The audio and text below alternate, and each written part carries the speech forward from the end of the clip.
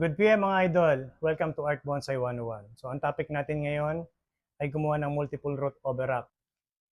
Bali yung nakikita nyo ngayon na yan ay basic sa whiteboard at ito naman ay actual. Itong bato na to, yan, bato yan, ini-imagine ko ngayon siya na trongko lang ng bonsai at gumagawa ako ng mga sanga sa kanya. So bago tayo dumako dyan, dito muna tayo sa clacking. So top view ng bato at back and front. Ngayon, simple lang. Pag gumawa tayo ng unang puno sa ilalim, ang paglagay niyan ay 4 o'clock. Sumunod naman ay 8 o'clock.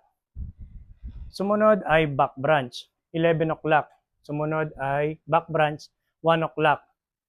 Tapos, itong dalawa na to, 4 o'clock din siya at 8 o'clock. Kung saan nakaposisyon yung nasa babang puno, doon din siya puposisyon para magkaganyan lang sila, hindi siya magka-cross na gano'n, magkaganyan pa rin. So, gano'n din yung 8 o'clock. So, ito ngayon ay 7. 1, 2, 3, 4, 5, 6, 7. 7 na puno sa iisang bato. So, multiple root overwrap siya.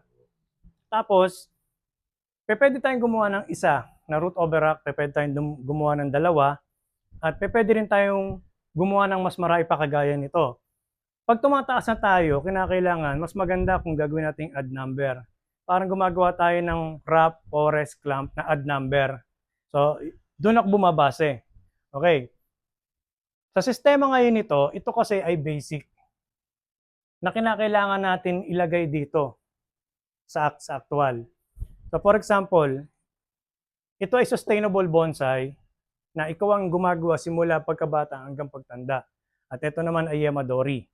So, meaning, sa Yamadori kasi, hindi minsan nakukuha yung tama na sanga na kagaya ng bato na to na hindi natin maiproseso ng tama yung paglagay ng puno. Pero, yung sa basic mismo na to, dapat mailagay natin yan kahit papano. Kung halimbawa, itong 4 o'clock, ito yan. Mailagay natin dyan yung 4 o'clock na yan. So, susunod naman, 8 o'clock, mailagay natin dyan. So, nagawa natin yung dalawa. Yung 4 o'clock at 8 o'clock. Pero yung iba, hindi natin magagawa, kagaya nito.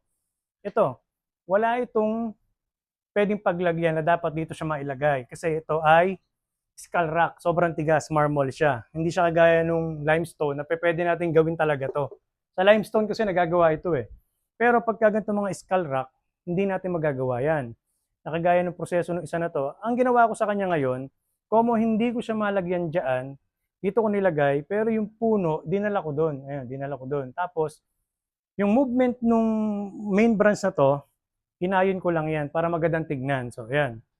Tapos, ito ngayon, 4 o'clock, 8 o'clock. Kung mapapansin nyo yung first branch nitong nasa taas na to, yung first branch nung nasa taas na to, ito yung sinasabi ko. Yung dalawa na yan, oh, ayan, ayan na siya. Magkaayon.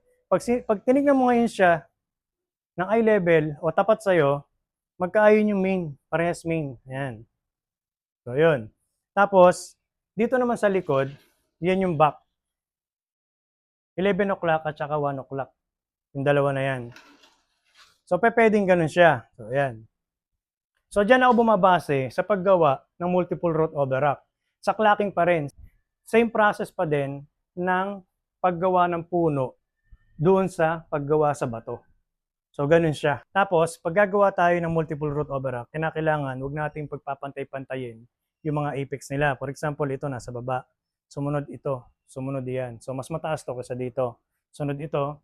So, yung 5 na yan, hindi magkakapantay yung mga apex nila.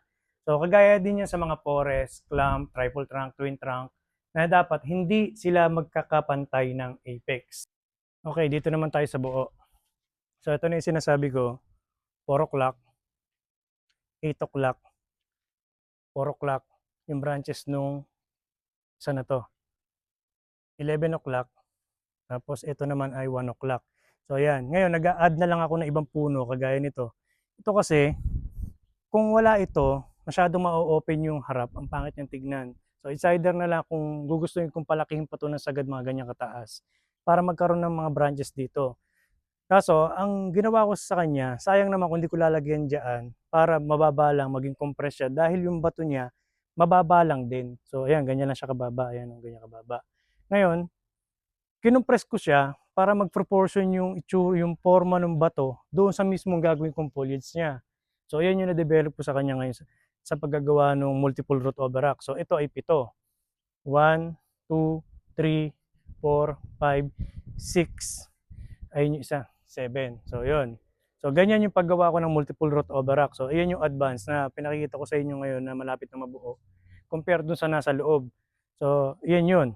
So, yun lang. Yun lang po yung pwede ko sa inyong i-share sa paggawa ng multiple root overrock kung paano ako gumagawa. So, ito yung basic ko na nilalagay ko dyan sa paggawa ko ng multiple root overrock. Maraming salamat po sa panonood at sana po meron kayong natutunan sa aking vlog na to. Yun lang po. Maraming salamat.